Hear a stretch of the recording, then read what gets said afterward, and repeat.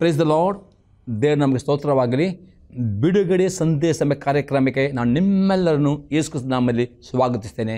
ಪ್ರಾರ್ಥನೆ ಮಾಡೋಣ. ಪರಲೋಕದಲ್ಲಿರುವ ತಂದೆ ದೇವರೇ, ಯೇಸು ಕ್ರಿಸ್ತನ ನಾಮದಲ್ಲಿ ನಾವು ನಿನ್ನ ಪಾದ ಸನ್ನಿಧಾನಕ್ಕೆ ನಾವು ಬಂದಿದ್ದೇವೆ. ನಾವು ಧ್ಯಾನ ಮಾಡ್ತಾ ಸಂದೇಶವನ್ನು ನಾ ಪವಿತ್ರಾತ್ಮನಲ್ಲಿ ಅಭಿಷೇಕಿಸು. ಪವಿತ್ರಾತ್ಮ ನಾನು ನಿನ್ನನ್ನು ಸ್ವಾಗತಿಸ್ತೇನೆ. ನಮ್ಮ ಒಳ್ಳೆಯ ಬೋಧಕನಾಗಿದ್ದುಕೊಂಡು ಇವತ್ತಿನ ಸಂದೇಶ ಮುಖಾಂತರ ಪವಿತ್ರಾತ್ಮನಿನ್ನ ಮಕ್ಕಳ ಸಂಗಡ ಮಾತನಾಡು. ಇವಾಗ ಕೆಲವು ಪ್ರತಿಯೊಂದು ಆತ್ಮಗಳಿಗೆ ಜೀವವನ್ನು, ಪ್ರೋತ್ಸಾಹವನ್ನು, ಭಕ್ತಿ ಅಭಿವೃದ್ಧಿ ಉಂಟು ಮಾಡಿ ನಾನು ಬೇಡಿಕೊಳ್ತೇನೆ ಯೇಸು ಕ್ರಿಸ್ತನ ನಾಮದಲ್ಲಿ, ಆಮೇನ್.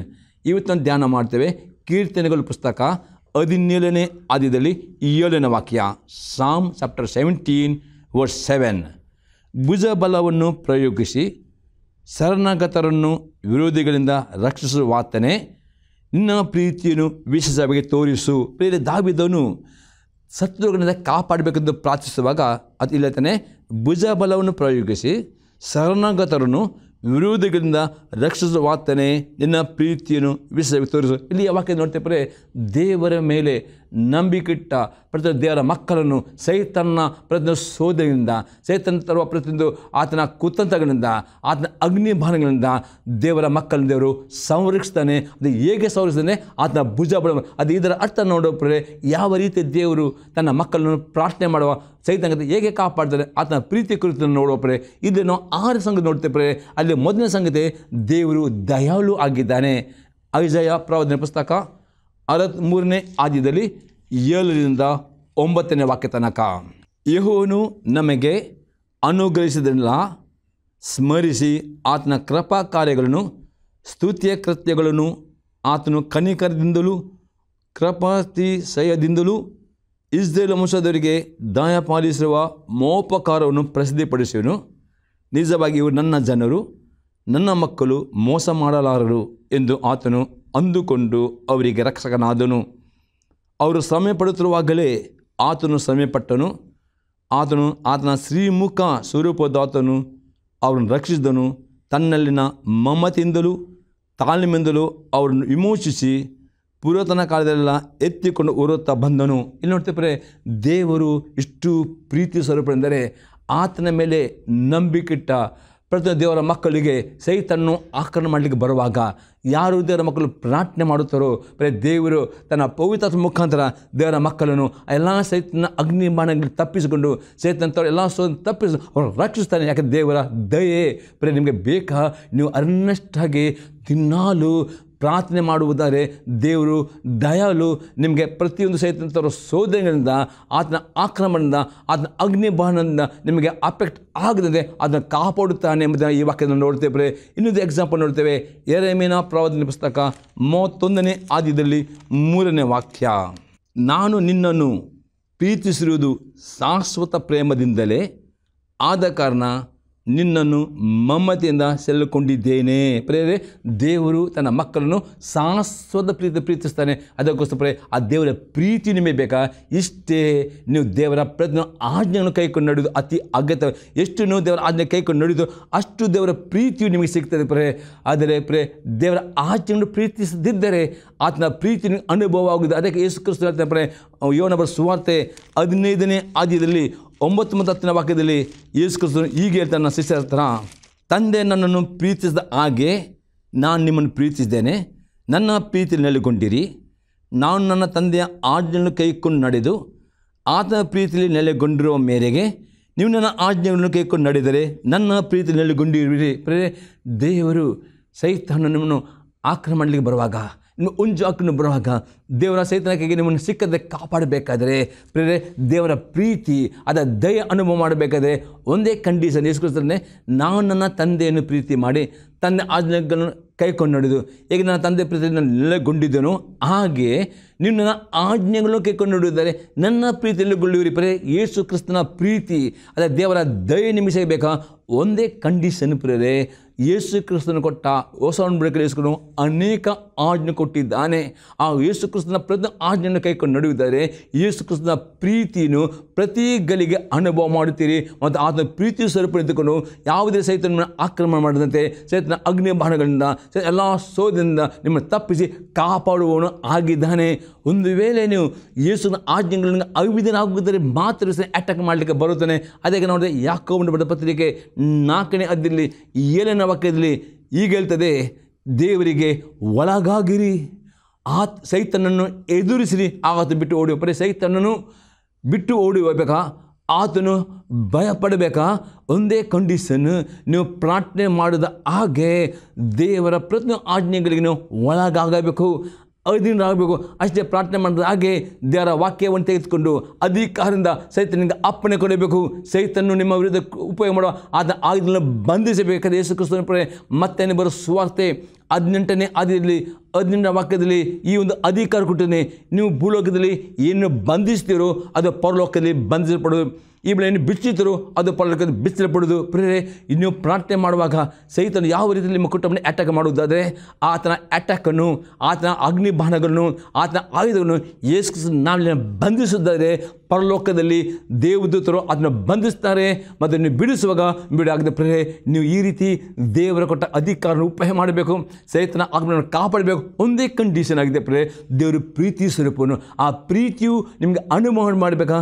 ಯೇಸು ಕ್ರಿಸ್ತನೇ, ನಾನು ನನ್ನ ತಂದೆಯ ಆಜ್ಞೆ ಕೈಕೊಂಡು ನಡೆದು ನನ್ನ ತಂದೆ ಪ್ರೀತಿಯಲ್ಲಿ ನೆಲೆಗೊಂಡಿದ್ದು ಹಾಗೆ ನಿಮ್ಮ ಆಜ್ಞೆ ಕೈಕೊಂಡು ನಡೆಯುವುದಾದರೆ ನನ್ನ ಪ್ರೀತಿ ನೆಲೆಗೊಳ್ಳುವಿರಿ ಮತ್ತು ದೇವರಿಗೆ ಒಳಗಾಗಿರಿ, ಸೈತನನ್ನು ಎದುರಿಸಿರಿ, ಆಗ ನಿಮ್ಮ ಬಿಟ್ಟು ಹೋಗುವನು. ಪ್ರೇರೆ, 2ನೇ ಸಂಘ ನೋಡ್ತೇವೆ, ದೇವರು ಕರುಣಾಳು ಆಗಿದ್ದಾನೆ. ಈಗ 3ನೇ ಸಂಘ ನೋಡ್ತೇವೆ, ದೇವರ ಕನಿಕರ. ವಿಮೋಚಕನ ಪುಸ್ತಕ 3ನೇ ಅಧ್ಯಾಯದಲ್ಲಿ 7 ಮತ್ತು 8ನೇ ವಾಕ್ಯ. ಆಗ ಯೆಹೋವನು ಐಗುಪ್ತ ದೇಶದಲ್ಲಿರುವ ನನ್ನ ಜನರ ದುರವಸ್ಥೆ ನೋಡಿದ್ದೇನೆ. ಬಿತ್ತಿ ಮಾಡಿಸುವವರ ವಿಷಯದಲ್ಲಿ ಅವರಿಟ್ಟ ಮೊರೆಯು ನನಗೆ ಕೇಳಿಸಿತು.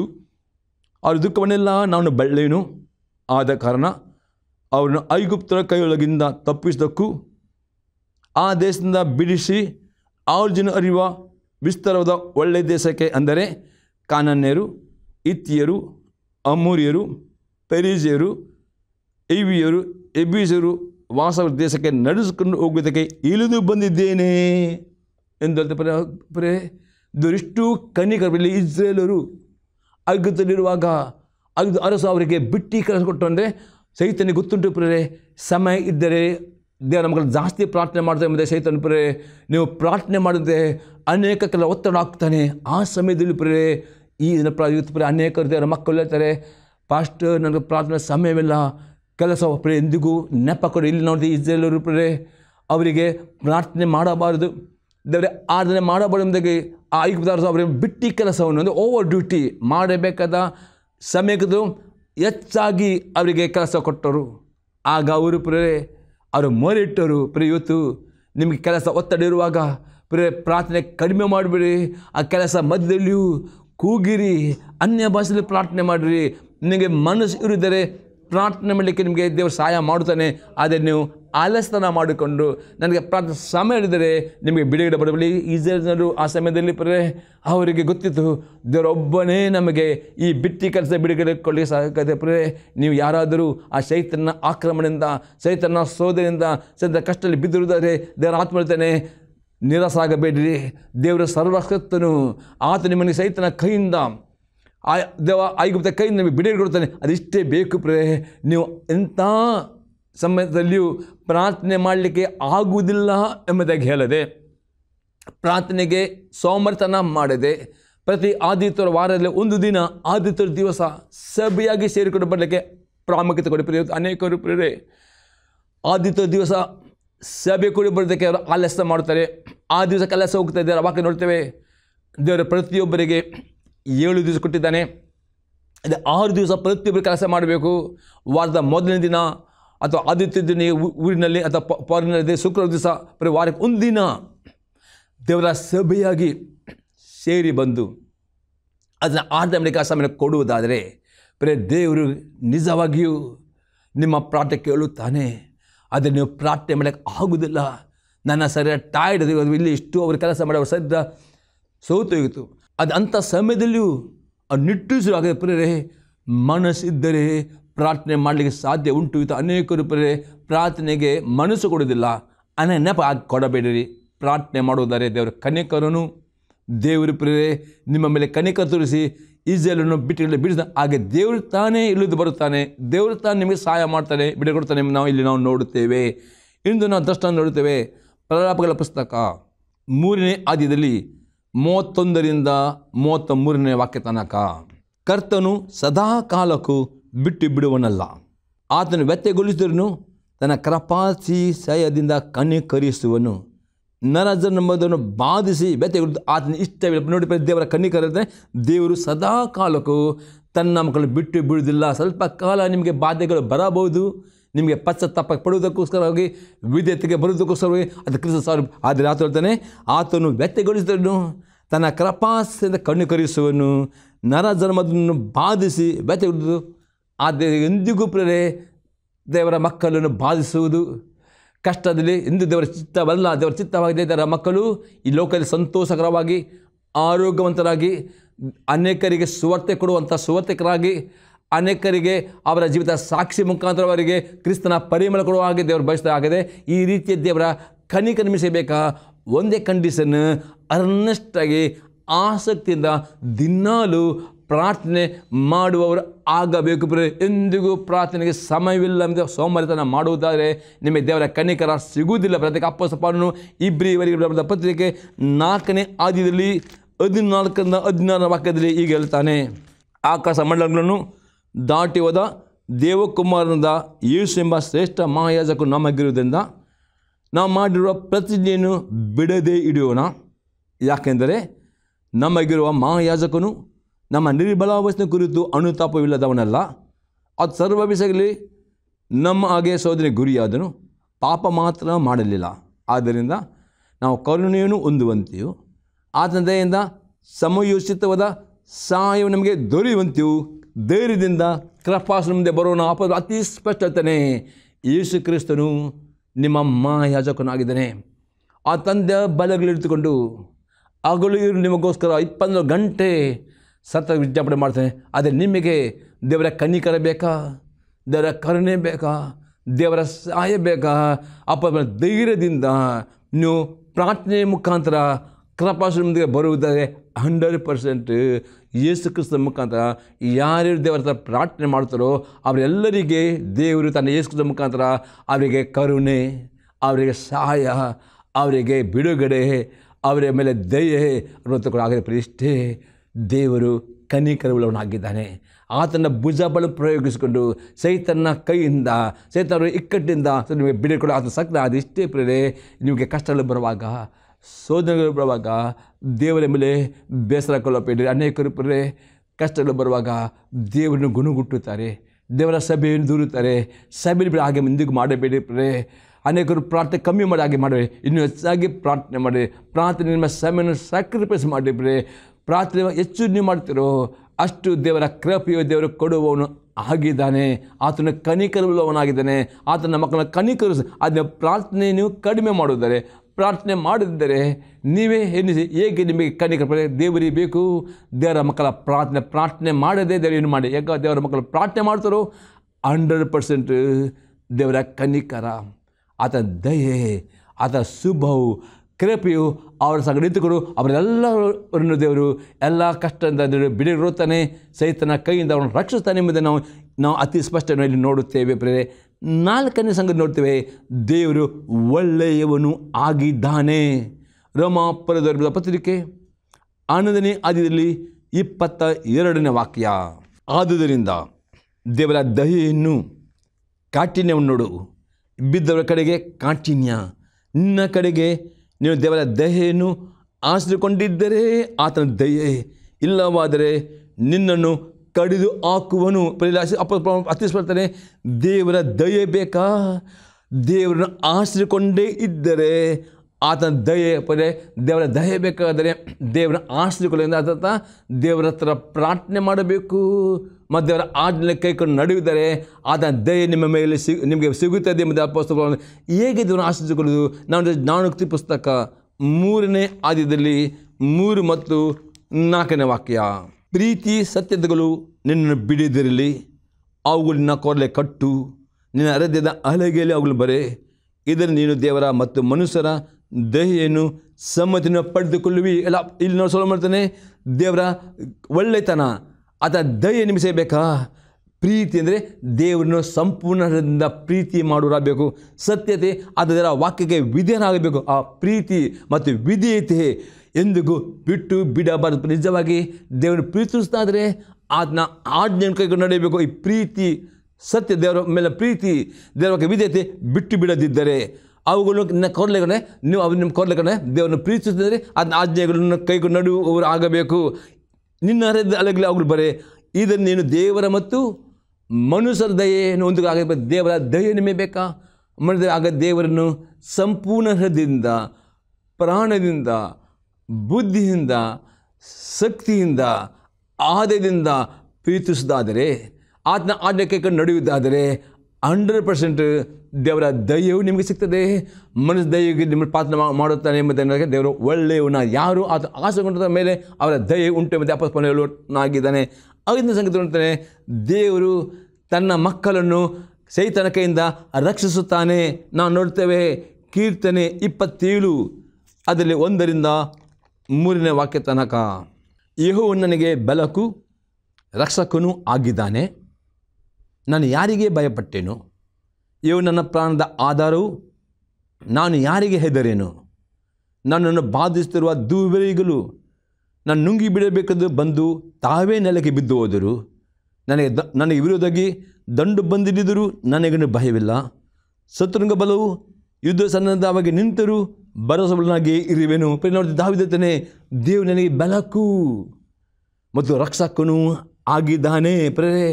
ನೀವು ಪ್ರಾರ್ಥನೆ ಮಾಡುವಾಗ ಧರ್ಮಕಾಂಡ 28ನೇ ಅಧ್ಯಾಯದಲ್ಲಿ 7ನೇ ವಾಕ್ಯದಲ್ಲಿ ಬರೆಯಲ್ಪಟ್ಟಿದೆ, ಶತ್ರು ಒಂದು ದಿಕ್ಕಿಂದ ಬಂದವರು 7 ದಿಕ್ಕಿಂದ ಓಡಿ ಹೋಗುತ್ತಾನೆ ಆಗಿದೆ. ನೀವು ಯಾವ ಸೈತನ್ನು, ಯಾವ ಕುತಂತ್ರಕ್ಕೂ, ಆದರೆ ಯಾವ ಶೋಧನೆಗೂ, ಯಾವ ಕಷ್ಟಕ್ಕೂ ಭಯಪಡಬೇಡ್ರಿ. ನಿಮಗೆ ಗೊತ್ತಿರಬೇಕು, ದೇವರು ಸರ್ವಶಕ್ತನು, ಆತ ನಿಮಗೆ ಬೆಳಕು, ಆತ ರಕ್ಷಣೆ. ಅದೇ ಆ ರಕ್ಷಣೆ ಸಿಗಬೇಕಾ? ದಾವೀದನ ಹಾಗೆ ದೇವರನ್ನು ಪ್ರೀತಿ ಮಾಡಬೇಕು, ಆತನ ಮೇಲೆ ನಂಬಿಕೆ ಇಡಬೇಕು, ಆತನ ವಾಕ್ಯಗಳ ಬಾಯಿಂದ ಮಾತನಾಡಬೇಕು. ನೀವು ಹೇಳಬೇಕು, ದೇವರು ನನ್ನ ಕೋಟೆ, ದೇವರು ನನ್ನ ಬೆಳಕು, ನನ್ನ ರಕ್ಷಣೆ. ಈಗ ನೀವು ಮಾತನಾಡಬೇಕಾಗ್ತಾನೆ. ಎಷ್ಟು ನಿಮ್ಮ ನಾಲಿಗೆಯಲ್ಲಿ ದೇವರ ವಾಕ್ಯವನ್ನು ಮಾತನಾಡಿತರು, ಎಷ್ಟು ದೇವರಿಗೆ ಸ್ತುತಿಯನ್ನು ಸಮರ್ಪಿಸಿದರು, ಎಷ್ಟು ಪ್ರಾರ್ಥನೆ ಮಾಡುತ್ತರು.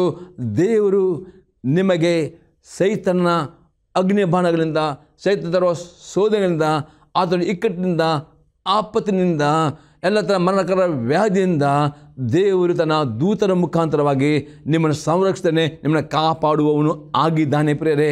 ಅದೇ ರೀತಿ ಇನ್ನೊಂದು ವಾಕ್ಯ ನೋಡ್ತೇವೆ, ಐಸಾಯ ಪ್ರವಾದನ ಪುಸ್ತಕ 12ನೇ ಅಧ್ಯಾಯದಲ್ಲಿ 1ರಿಂದ 6ನೇ ವಾಕ್ಯ ತನಕ.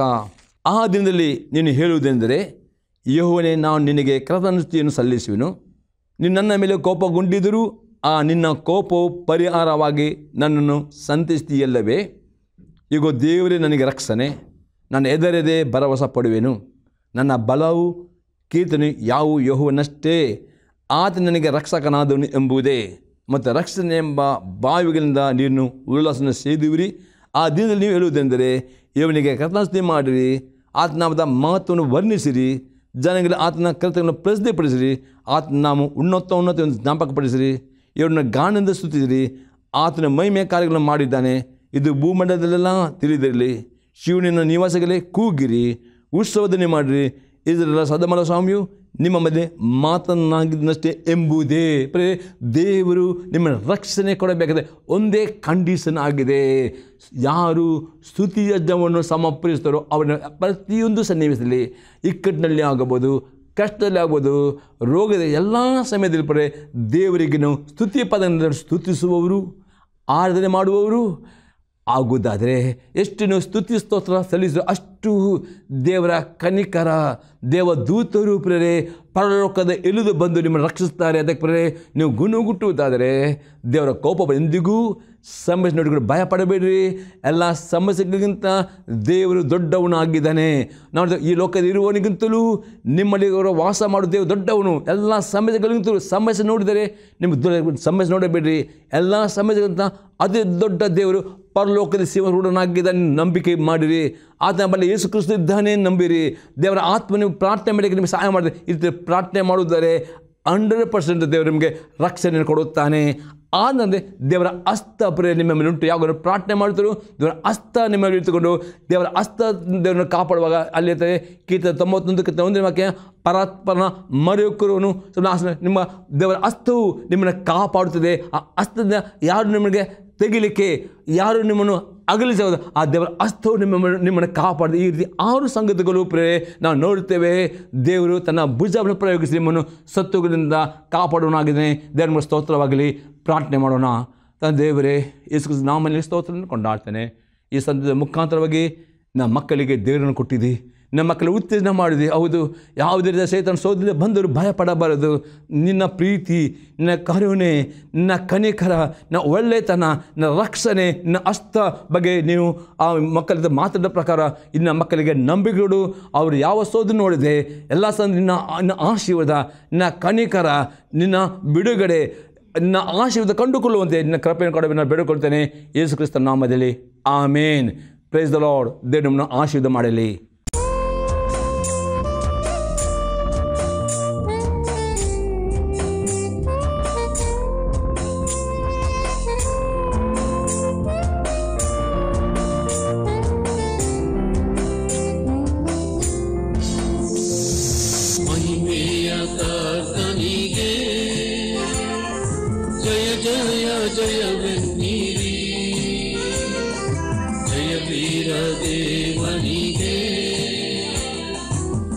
ಸ್ತುತಿ